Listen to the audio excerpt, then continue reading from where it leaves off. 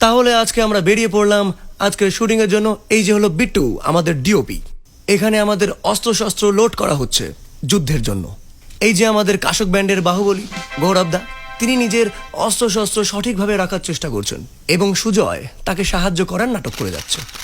আজ একটু বেশি গরম পড়েছে, আকাশ বড্ড ক্লিয়ার। আরো গাছ কাটুন, আরো গরম বাড়ান, এই স্লোগান দিয়ে আমরা এগিয়ে যাব ভবিষ্যতের দিকে। এই কথাগুলি শুনে প্রকৃতি আমাদের উপর রেগে গেল এবং একটি বাঘ এসে মামার হাতে কামড়ে দিয়ে চলে গেল। তাহলে অনুতোষ মামার গাড়ি অর্থাৎ পুষ্পক বিমান চলতে শুরু করেছে এবং আমাদের সামনে থেকে নিতে হবে রজত, অঙ্কুশ আর পলাশকে। এইদিকে সুজয়ের এত ঠান্ডা লাগছে যে তার নিজের শরীর থেকে বেরোনো প্রত্যেকটি বরফের টুকরোকে আটকানোর জন্য সে তার রুমাল ব্যবহার করছে। রুমাল দিয়ে কি আর বরফ আটকানো যায় বাবা? এইদিকে স্বার্থপরের মতন একা খেয়ে যাচ্ছে গৌরবদা।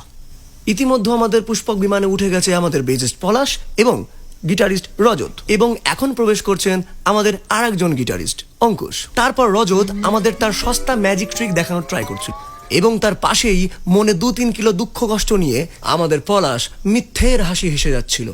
এবং এখানে তো আমি কিছু বুঝিই না, তো আমি একজন শান্তশিষ্ট বাচ্চা ছেলের মতন বসেছিলাম।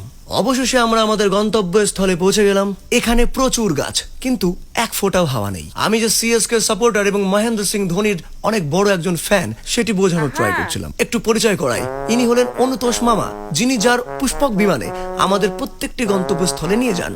আর আমি এই জঙ্গলে মাইক্রোফোন লাগিয়ে চেষ্টা চালিয়ে যাচ্ছি যে কোনো গাছের সঙ্গে কথা বলা যায় কিনা। আর বিশাল তার নিজের অস্ত্রশস্ত্র রেডি করছে যাতে আমাদের সঙ্গে যুদ্ধ করতে পারে ভালোভাবে। এটি দেখার পরপরই আমাদের অন্যান্য মেম্বারসরাও তাদের নিজস্ব অস্ত্রশস্ত্র তুলে ধরলেন। এখানে অস্ত্র বদল হয়ে গেছে, অঙ্কুশের অস্ত্র সুজয়ের কাছে, তাই অঙ্কুশও সুজয়ের অস্ত্রটি কেড়ে নিয়েছে। এখানে আক্রমণ করার জন্য বিশাল রেডি। সুজয়ের সবসময় ঠান্ডা লাগে।